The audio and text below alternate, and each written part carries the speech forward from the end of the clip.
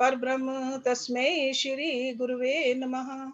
Om Bhuvah Swaha Tatsavitravarinyam Bhargo Devasya Dhimahi Dhiyo Yo Nah Prachodayat. Asto Ma Satgamya Tamso Ma Jyotirgamya Mrityurma Amritam Gamya. Om Sahna Bhavatu Sahna Bhunaktu Saviryam Karvavahi Tejasvi Navadhitamastu Ma Vidvishavahi. Om Shanti Shanti Shanti Om. Vivekachudamani. So we ended our last week's class on verse number 19. Any question?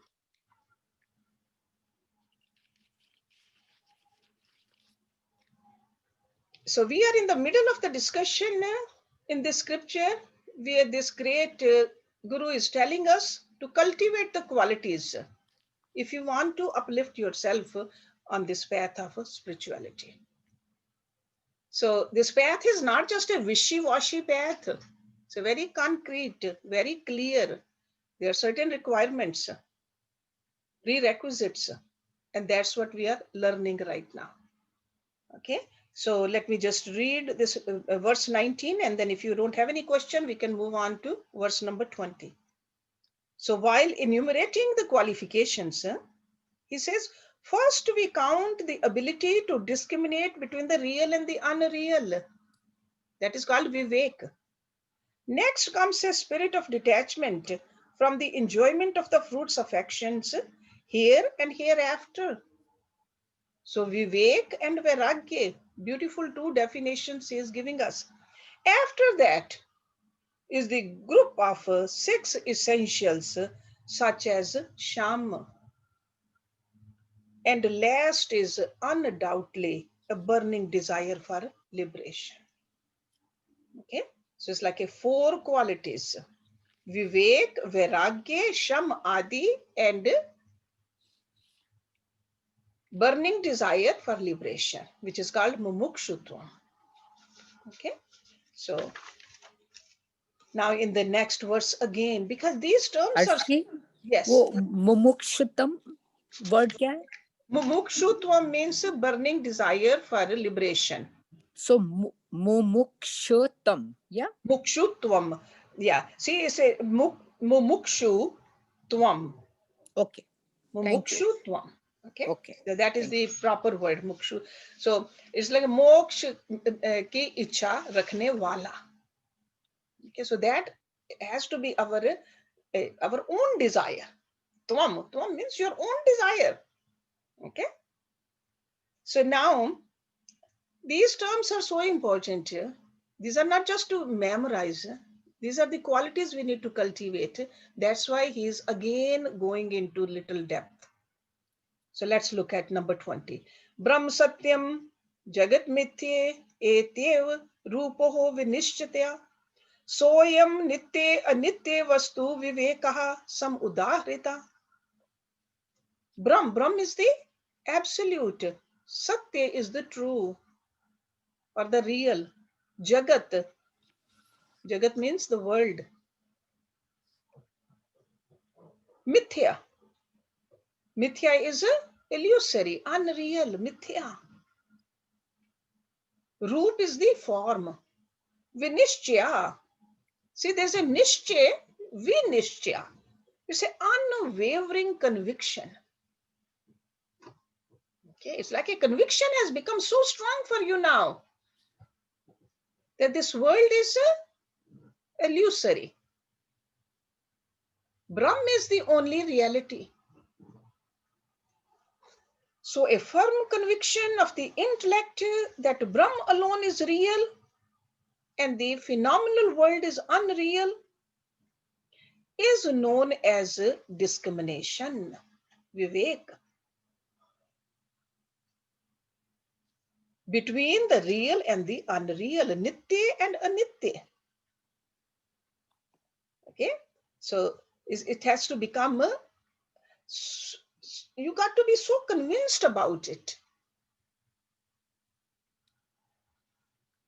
So this definition is a complete and exhaustive definition for Vivek.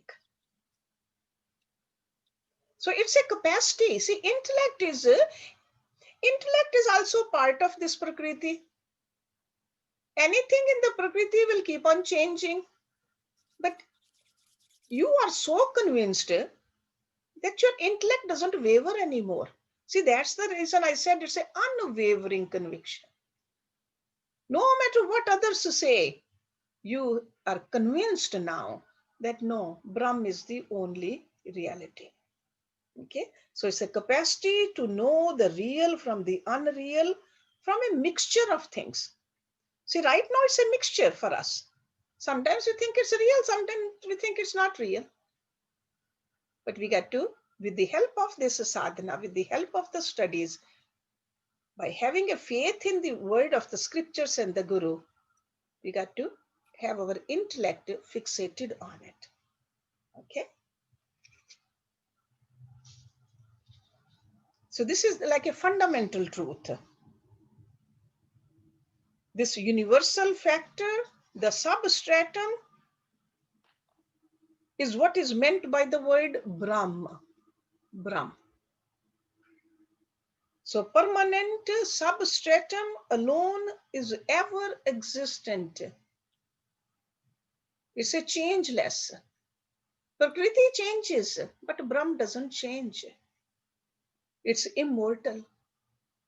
We read about it. In Bhagavad Gita we read. In other scriptures we read. We hear about it. We sing it in the bhajans also.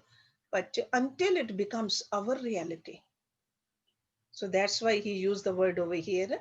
It has to be vinishchaya, unwavering. Unwavering. Even in your dreams also, you will not waver from it. So to build up your life in this correct perspective, the basis of this value is called Vivek. Vivek. Okay. So if anybody says, what is Vivek? Vivek is clearly knowing what is real, what is unreal. What is truth, what is permanent. Truth or untruth, what is temporary and what is permanent. Clearly knowing this is called Vivek. Okay. Then now in the next one, he talks about Vairagya again. Tad Vairagyam Jihasa Ya Darshan Shravan Adi Bhi Deh Adi Brahm Paryant Hi Anitya Hai Bhog Vastuni. The desire to give up all transitory enjoyments. Tad Vairagyam. So the desire to give up all transitory, see, Bhog Vastuni, gained through seeing, hearing, etc. Because we get in touch with all these outer things, whether we see it or we hear it. So he says that desire to give up all transitory enjoyments gained through seeing, hearing, etc., and also experiences gained through equipments ranging from a mortal body to the form of Brahma is called detachment. See, in order to have this kind of a detachment, you better have a Vivek first. Because if you don't know what is temporary and what is permanent, how you can stay away from the temporary? So that's why they talk about Vivek first. When I know what is temporary and what is permanent, then I tell myself that, yeah, I want to stay away from the temporary. I don't want to waste my life energies running after the temporary, something which is going to last only for a few years. Why do I need to waste my life on that? Okay, so let me read it again. That desire to give up. So Vairagya is a desire. That desire to give up all transitory enjoyments. And how do we gain these enjoyments? Through seeing, hearing, etc. So that means through the senses. And also experiences gained through equipments. That means from the objects or from the relationships ranging from a mortal body to the form of Brahma. See, there's a difference between Brahma and Brahma. Brahm is permanent. Brahm is permanent. Brahm, there's never a change. Brahm is absolute. Brahm is the truth. Brahma is temporary. Even though it lasts longer than us, but still it's temporary. Brahma is only a power which creates. So that's why he used the word to the form of Brahma. If somebody says, I'm going to make you a Brahma or I'll make you some other Devata, the yogi says, no, my goal is to become one with the Brahma. That is Mumukshutvam. So this is a complete and exhaustive explanation of Vairagya. So Vairagya is a mental condition where the mind does not run after the phenomenal world in the hope of gaining peace, in the hope of gaining joy. Because when we run after the worldly things, worldly people, worldly situations, we are looking for happiness from there. But now with the help of the Vivek, the mind understands no matter how alluring these worldly things or worldly situations are, they are temporary. My goal is that permanence. So the idea came through Vivek. First, intellectually, we try to understand. Intellectually, we got to tell our intellect, our buddhi, that this is the right thing. Then, naturally, we experience it also. See, experience comes afterwards. Somebody says, no, I want to experience first and then I'll believe in it. That's not how it works. When you went to the school, you had to study first and then you got the degree. You couldn't tell them that I want a degree first and then I'll study. You cannot say that I want to feel full with the food without cooking the food, without eating the food. Okay, so the same thing goes over here also. First, you have a faith in it, you believe in it, experience it, then you feel it. Okay, but you have to have faith in it. So mind will like to wander, but intellect is telling the mind. See, intellect is higher than the mind, subtler than the mind. So Vivek is at an intellect level. Okay, Vairagya is at the level of the body and the senses. Senses like to run outside. Mind likes to just keep on running. Okay, so logically, our scriptures they have concluded that our mind constantly hover around. I mean, if you pay attention to our mind, it does. It land on the objects only when it's convinced of these three things. What are those three things? A sense of reality. If there is some kind of a reality to it, mind likes to go there. That is called satyatvam. So mind thinks that, yeah, there is some truth to it. This particular place or particular person or particular object, there is some sense of reality. The second is a belief in some kind of a permanency also, which is called a nityatvam. Okay? And the third is a faith that they contain potentiality for satisfying our craving also, which is called samhitvam. So these three things.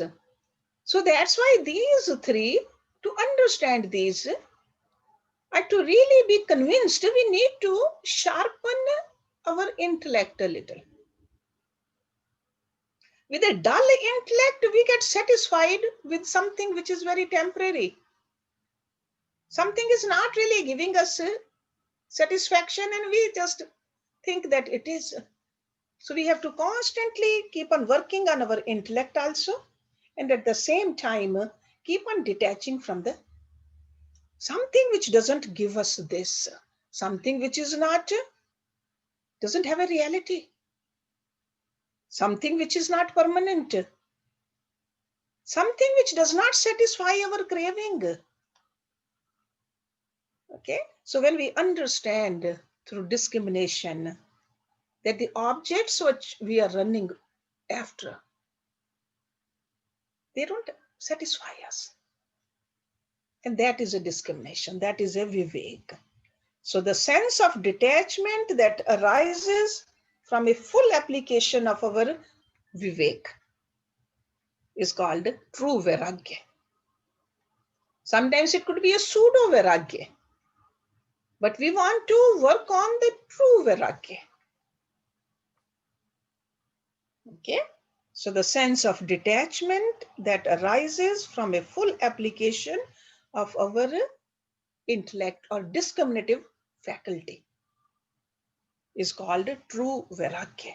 So beautiful definitions he has given for a vivek and for a vairagya. Now he says in number 22, virajyehe vishe vrataha dosh drishteha muhurmuhu swalakshe niyatavastaha manasaha sham uchyate. Now he is giving us a definition of sham. Previously he talked about sham adi, but now he is going to give us a sham and dam and rest of them also, one at a time. So sham, the peaceful state of mind. See, sham means peacefulness of the mind. So the peaceful state of the mind, when it rests constantly upon the contemplation of the goal, swalakshya. Okay. After having again and again, muhur means again and again, detached itself from the chaos of the sense objects through a process of continuous observation of the defects. Vishya vrata dosh drishtya. Okay, when we just keep on pondering upon it, that there's a flaw in it. Why am I wasting my life in something which has a flaw? Again and again, when you contemplate upon it, he says it's called sham. So peacefulness arises in us. Otherwise, what happens? Our senses are running after something temporary. Our mind is dragged after it, and we get disturbed again and again. But when you contemplate upon it, that there is a defect in this. Why am I losing my peace of mind? Okay, let me read it again. The peaceful state of the mind. See, sham uchyate. And it is a manasaha sham uchyate. This is for the mind. Sham is always related to the mind. So the peaceful state of the mind, when it rests constantly upon the contemplation of the goal. Swalakshya niyatavastaha manasaha sham uchyate. After having again and again detached itself, virajya means virag. It's like a detached from the chaos of the sense objects through a process of continuous observation of their defects is called sham. So I told you earlier there are six qualities. When you say sham adi, there are six of them. They are very essential in the constitution of a mind and intellect. So it's like when you want your mind and intellect to be ready for this flight, this vertical flight, upward flight, all six of them are very, very important. Okay. And the first among these six qualifications is sham, calmness of the mind. Calmness, we have felt this calmness here and there. Calmness is when we are free of agitations. That's calmness. We all know that. But it cannot happen all at once. And it's not that today we are calm and tomorrow we'll be calm too. Or right now we are calm and next hour we'll be calm too. So that's why he said contemplation. We need to work on it. Because it's a nature of the mind to enter through the senses into the outer field. And outer field keep on changing. And that's why this calmness keep on changing too. Because if the senses don't have anything better to do, and mind doesn't have anything better to do, so that's why he's telling us, make sure that your mind is contemplating. Give something important to the mind. That's why the yogi gurus, one of the way they say bhakti yoga, meditation, jap, or a gyan yoga, study something higher. Karma yoga, do the seva, so that your mind does not run into this whole temporary world aimlessly. Okay, so mind should be soaked into this peacefulness. Mind should have a very fixed idea. The greater message mind should get, nobler message mind should get, a diviner message. So that's why even the company we keep, the food we eat, the kind of things we have around the house, they should constantly take us towards that upper flight. It's very, very important. So, because that's what devotees do. The Bhakti Marg, the devotee is employing his mind constantly in the beloved. And beloved is who? The God. Whether it's through bhajans, whether it's through chanting, whether it's through just a japa or the form. So awareness of that I'm not alone. So the more we gain control over the mind. See, mind is belongs to us, not the other way around. So we got to control our mind. So the more we gain control over the mind, through that control, we withdraw minds reveling into this temporary world, the field of these finite objects. More it will become equanimous. So it's a control. So we want to control our mind. Right now, how it is, we are under the control of the mind. Or we can even say that we are the slaves of our mind. We want to control our mind. It will become equanimous, it will become peaceful, it will become serene. And this is the condition of the mind which is called calmness, or which is in Sanskrit called sham. So what do we need to do? We have to look at our mind. Watch our mind. Is it calm? Or does it get just agitated without any reason? Does it just go somewhere else? I want my mind to be here and it just has gone somewhere else. Why? Without our permission, our mind should not go anywhere else. Okay? Have that kind of a control. And that takes discipline. Okay? Then in the next verse, he's talking about two more qualities, Dham and Uprati. In number 23. See, Sham, Dham, Uprati. Okay, so Dham and Uprati. Vishyabhya paravritte sathapanam swa swa golkehe ubhe sham indriya nam sa dama parikirtita brahme alambanam vriter eshoho uprati uttamaha. So first two lines about the Dham, the third line is about Uprati. So steering both kinds of sense organs. These organs, what he's talking about, both kinds means, say ubhe. Ubhe means both, knowledge and action. So that means the Karam Indriya and the Gyan Indriya. So steering both kinds of organs away from their sense objects and placing them in their respective centers of activity is called Dham.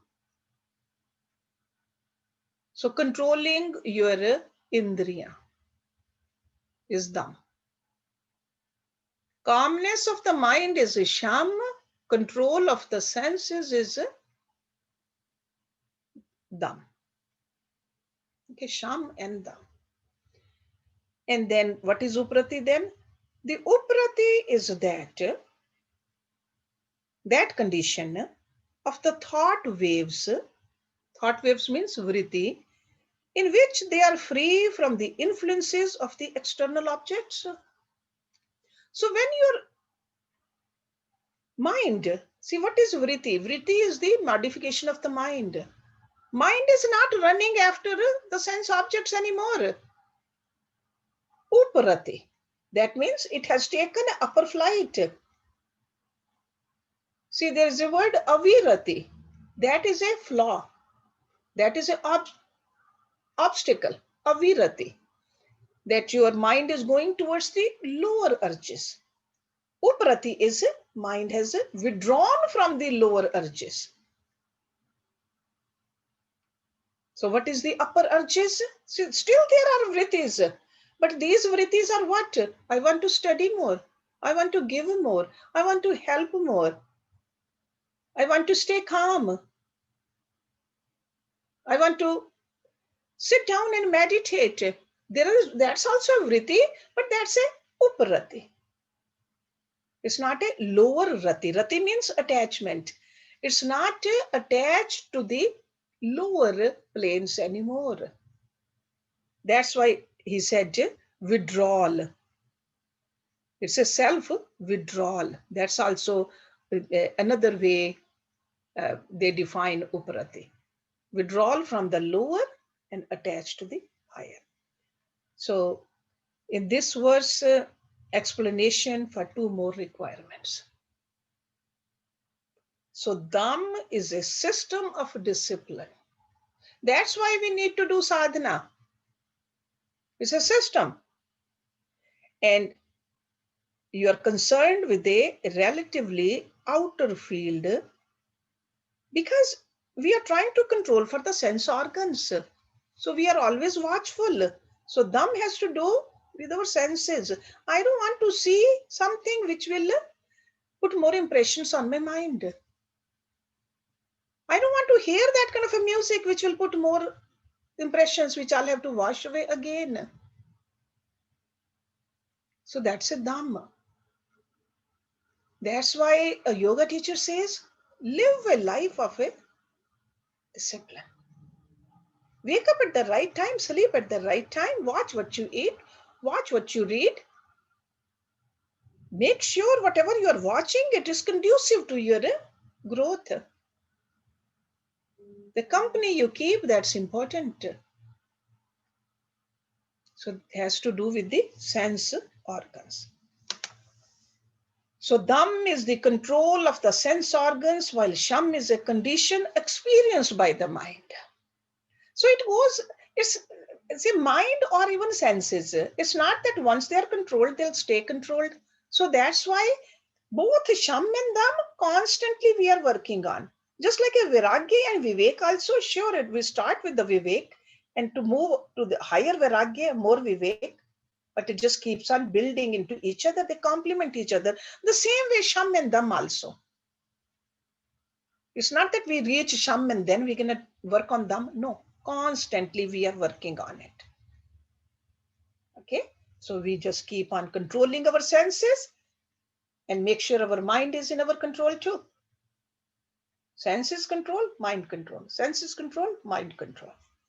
Okay, so when one has gained a degree of proficiency in Sham and Dam, then Uprati automatically takes place actually. Uprati takes place when your mind is in your control. So the seeker's mental condition does not get affected by any disturbances created by external objects. So much in control. There could be any kind of a things outside. People are doing whatever they want, but you are still in your equanimity, that kind of a sense. Okay. So in any, even in the outer world also, if somebody wants to become a successful business person, they need to have these qualities too. A good scientist, a good doctor, a good engineer, they need to have all that. A good teacher. So even in this worldly affairs also, you need to have a control over your senses and a calmness of the mind. So, but more so for something like this, because over here goal is the highest, the subtlest. Now, next quality is called titiksha. So remember, try to memorize these terms also. Sham, Dam, Uprati, and now titiksha. In verse number 24. Sahanam sarva dukhanam pratikar purvakam chintaha vilap rahitam satitiksha nigadhyate. Titiksha is the capacity to endure all sorrows. Sahan means endure. Sarva dukhanam, all sorrows and suffering, without struggling for redress or for revenge. So no chinta, no vilap. Being always free from anxiety or lament over them. So in this life, we have brought some of our karmas from the past, which we did. And right now this is the time to get the fruits of those.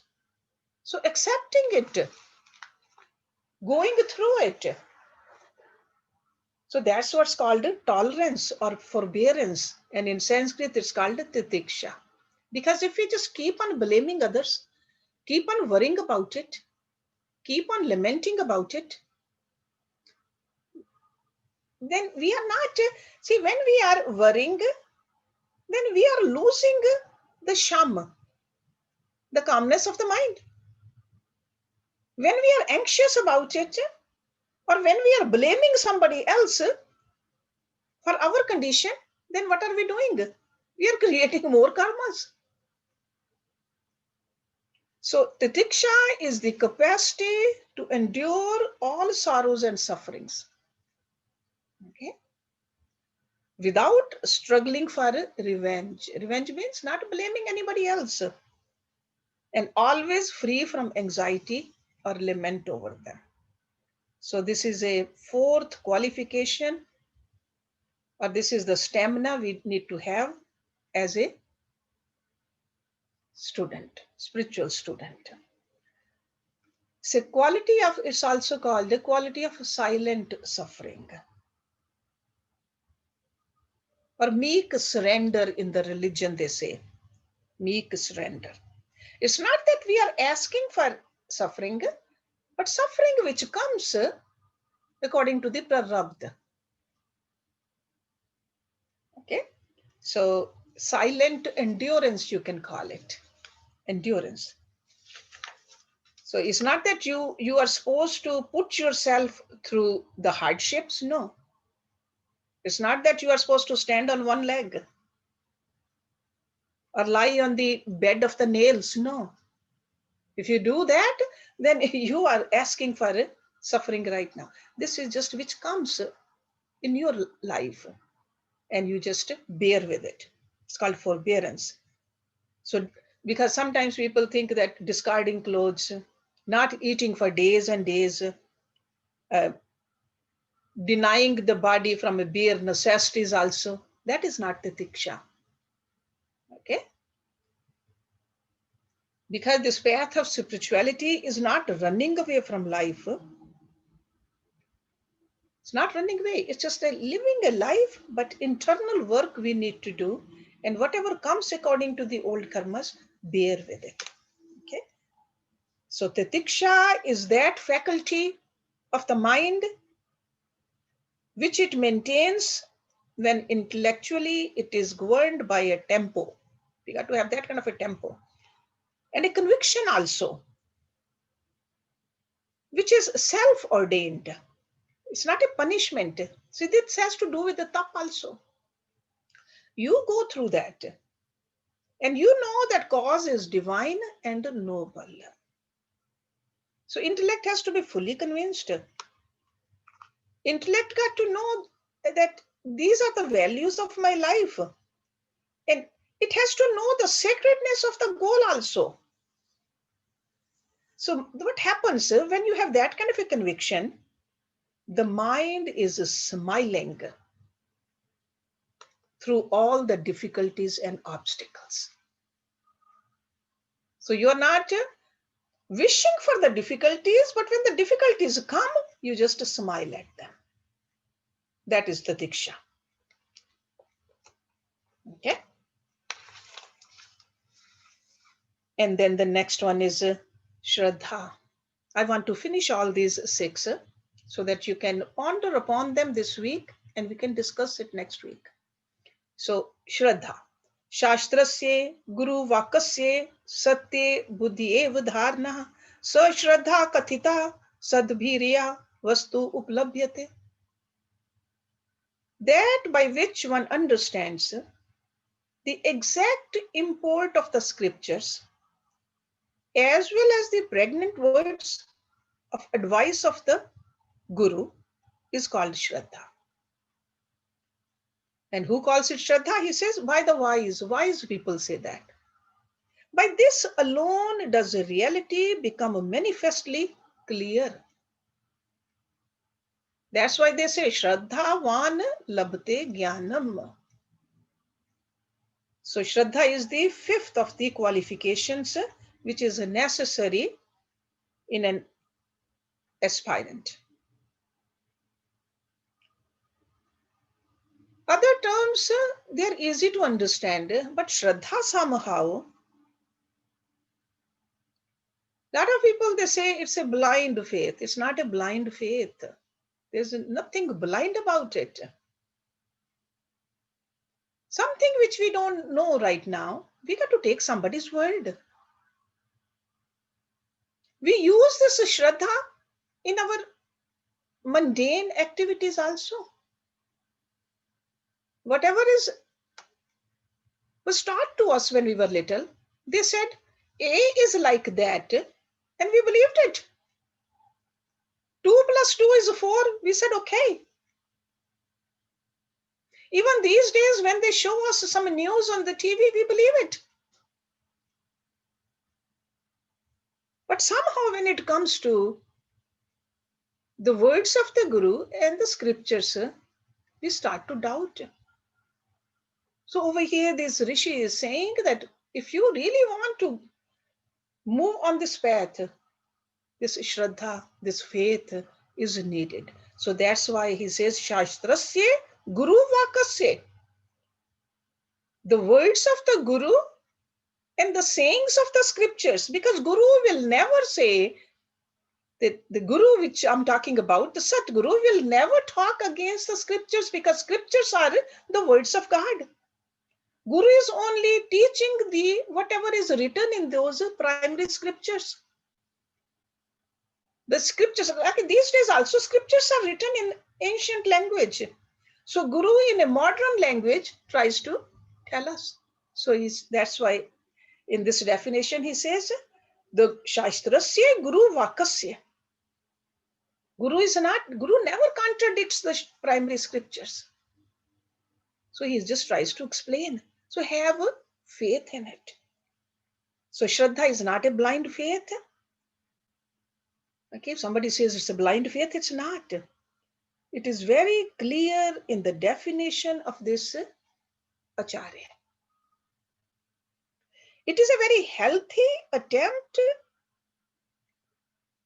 at a clear intellectual apprehension of the secret depths of the significance which is underlying in the scriptures, which Guru is trying to open up for us. We need to dig a little deeper into this. Only then we can understand it properly, because Guru doesn't say that just to believe what I'm saying. Guru says, yeah, right now you have not experienced it, so believe. But then do also as I say, then you will experience also. It's not that you will never know, you will never experience, you will experience. But first you have to do this though. Just like he is giving us the prerequisites. So this capacity through effort to realize the words of the scriptures in all their suggestiveness. So there's a suggestions given in the scriptures. That is called Shraddha. Okay, so Shraddha we need, every day we need Shraddha. When a doctor gives us medicine, if we don't have a Shraddha in it, we won't take it. When we go to our barber or a person who cuts our hair, we have a Shraddha. We just sit over there very quietly. Or a dentist, we have a Shraddha, faith in those people. So the same way we have to have a faith in our Guru and the words of the scriptures. Sarvada sthapnam buddhe shuddhe brahmani sarvada tat samadhanam yuktam natunchitasya lalanam. So this is the last of those six, which is called samadhan. Samadhan. So samadhan is that condition when the mind is constantly engaged in the total contemplation of the supreme reality. Samadhan. Not even a small ray of light of our mind is going anywhere else. It's also like a one-pointedness of the mind. Samadhan. So samadhan is that condition when the mind is constantly engaged in the total contemplation of the supreme reality, and it's not gained through any amount of intellectual oscillation. Intellectual oscillation means our intellect, our buddhi keeps on churning. But when buddhi has stopped churning now, has become so one-pointed. Samadhan is another term to samadhi also, by the way. Samadhan, sam. See, in the society, there are two kinds of people, or two groups, I would say. Believers and the non-believers. Right? We'll always find some believers, some non-believers. So the believers also, among non-believers, they are not going to believe in this at all. But even in the believers also, some can practice and reach to this level. Others keep on wavering also. Intellectually, they keep on wavering. They believe, but they keep on wavering. So samadhan is when you don't waver at all intellectually. Okay, so that's what it means. So na tu chitasya lalanam. Lalanam means indulgence. So it's almost like definitely it is a mental attitude.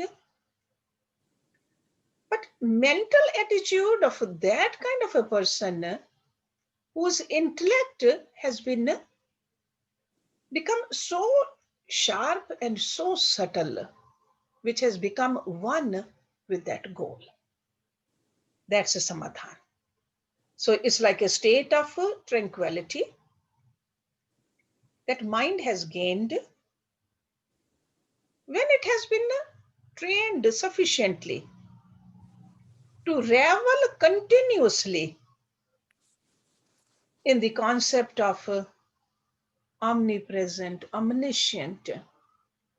Okay, so it's not wavering anymore. So that's why I said that non-believers will never do this kind of a practice. A believer is practicing. A person who has reached to this state has attained this samadhan. Okay, so it's a state of mental equilibrium which comes to us when intellectually we are unshaken. So it's like an unshakable foundation. And the mentally person has soared to the highest pinnacles of the greater visions. Okay, so intellect is still, the man is the mind, the fluctuations, they have settled and you are soaring up there. So in other words, you can say this is samadhan. After the sham, dam, uprati, titiksha, shraddha, then you reach samadhan. Okay. So it's not like that you start with the samadhan. Okay. So if we don't have that right now, if one pointedness is not there, or if our intellect is still fluctuating, even though we believe, but it fluctuates here and there, that means work on the other 5. Have more faith in the words of the Guru and the scriptures. Whenever this difficult time comes, obstacles come, endure them, titiksha. Whenever the senses want to run into the lower field, tell the senses, no, my goal is that. When the mind becomes little weak and disturbed, control the mind. So it's like a watching your life from every way. Okay? So that's how we raise ourselves into that greater vision. So more control over the mind. So remember that 6 great qualifications, actually they are all psychological traits. Okay? That's what they are. And we see that these qualities in anybody we really admire, we see these qualities in that person. But we need to just not only sing the glories of those people, whether it was a Lord Ram or Lord Krishna or any guru you know, but these are the qualities we need to cultivate in our life. Okay, so the next verse we're gonna touch upon next week, that is about mumukshutva. So now remember, it's like a 4 qualities: vivek, vairagya, shamadhi, mumukshutva, right? And in third one, the shamadhi has a 6: sham, dam, uprati, titiksha, shraddha, samadhan. So this is the diagram. This is our homework. This is the practice we need to do. And this practice is not just once a year, all the time. We don't want to slip. We don't want to slip. Okay? So just remember those 4. Do you want me to repeat it again? Sham, Vivek, Vairagya. So Vivek is the discrimination. Vairagya is the detachment. Then Sham, etc. And then Mumukshutvam, the burning desire for liberation. That means the highest goal, right? So these are the 4. In the Sham Adi, there are 6: Sham, Dam, Uprati, Titiksha, Shraddha, and the 4th one is Samadhan.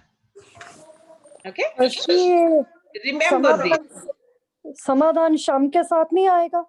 नहीं, Samadhan, no. Sham is just a calmness of the mind. Okay.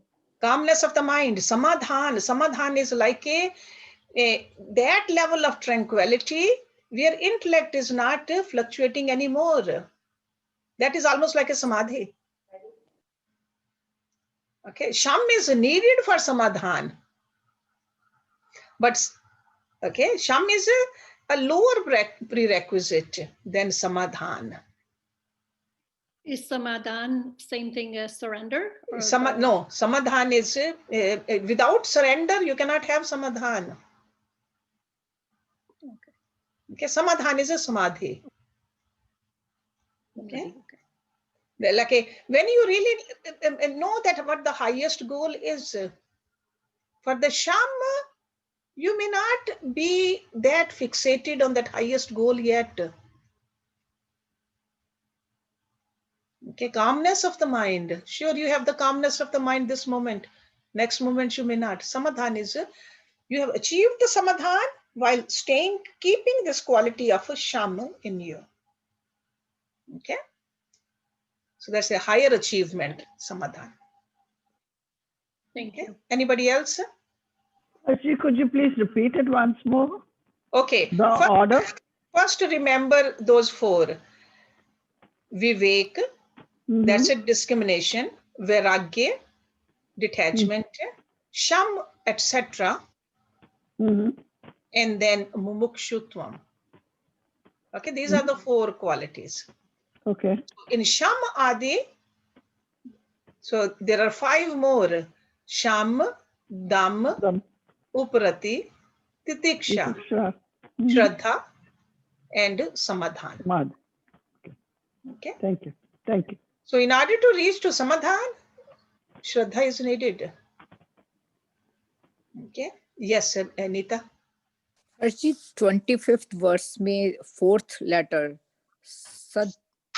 सद्भिन्या verse में second fourth शास्त्रस्य गुरुवाक्यस्य सत्य. Satya is the truth. no सा श्रद्धा कथिता सभिद्या सा श्रद्धा कथिता साध वीर्यः. हाँ इसका meaning क्या सात वीर्य sat means the reality. Bhirya means to know it, to like exactly to know that. Okay. Okay.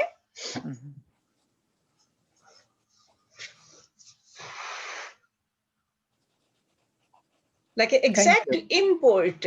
Okay. Yeah. Anybody else? So what is vastu fal labhyate? Vastu is it's like anything which the like objects.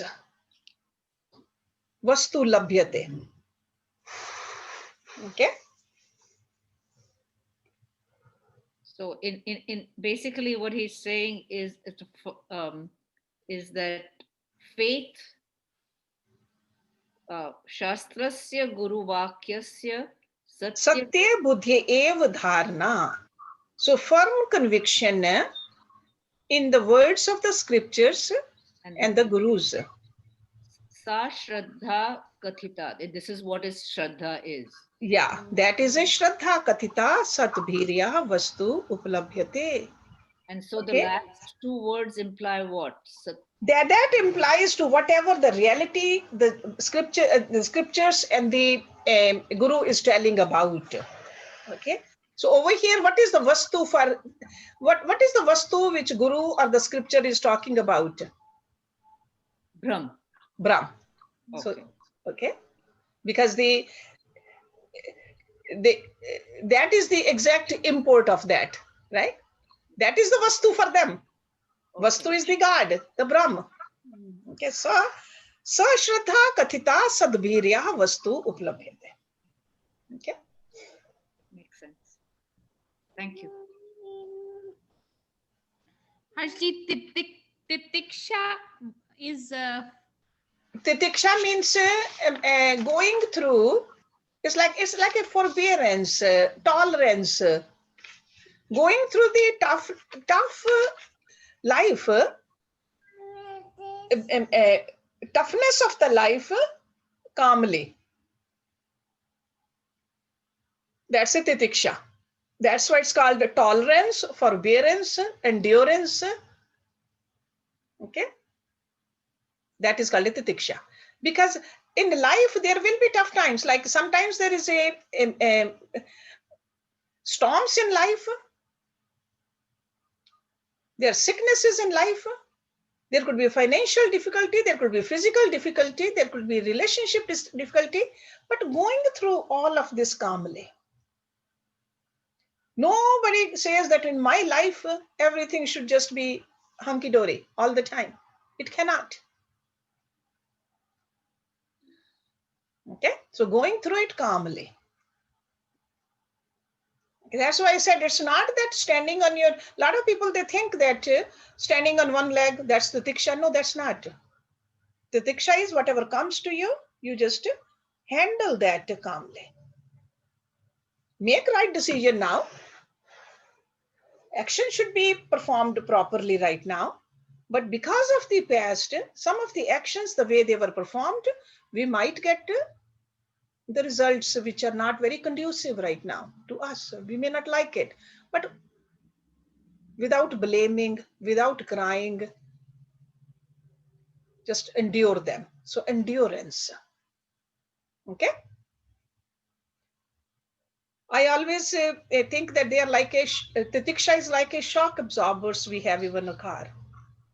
Car can go on the road which is very bumpy, but shock absorbers will make the journey less bumpy.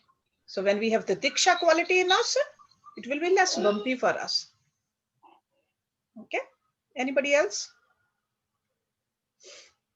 Nobody? Okay. So Manny, can you play a little bhajan for us so that we can end this class with the meditation and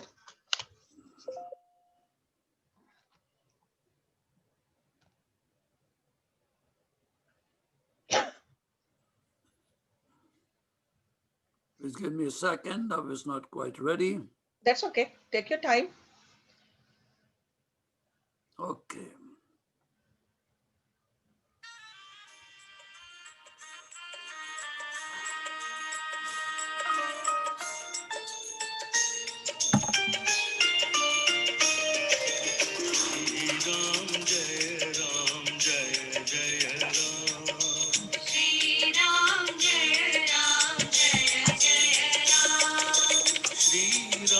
Jai Ram, Jai Jai Ram.